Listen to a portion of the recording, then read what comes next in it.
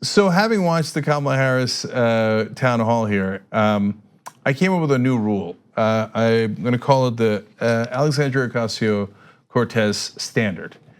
If a 29-year-old freshman congressperson outshines you in how much she fights for progressive policies and how many new progressive ideas she has, then maybe you shouldn't be the candidate. So does Kamala Harris live up to that standard? Not exactly.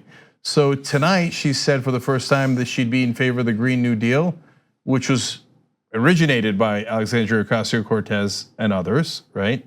And so she is following Ocasio-Cortez.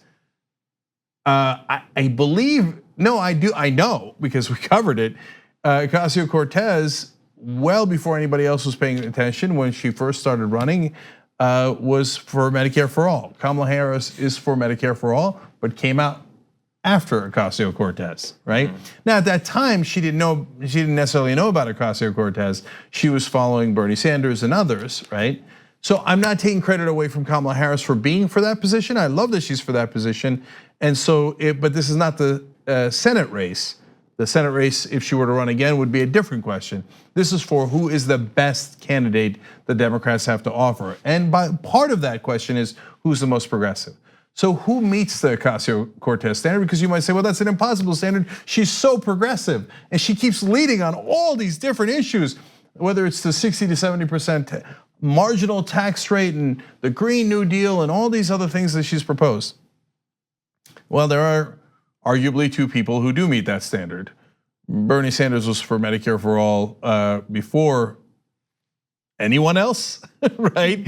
And maybe there was two or three people in the country, but he didn't have to follow. He didn't have to see where the wind was blowing. He was for a higher marginal tax rate, I don't know, a couple of decades ago, right? So he didn't have to follow on that. And Elizabeth Warren was destroying Wall Street bankers, before anyone else had even begun to enter that arena.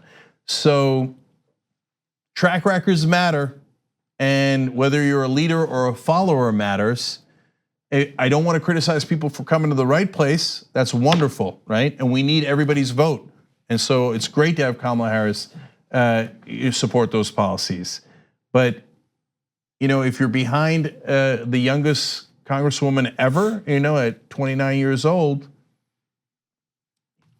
it shows you something about your track record, and there are people who have been ahead on these issues.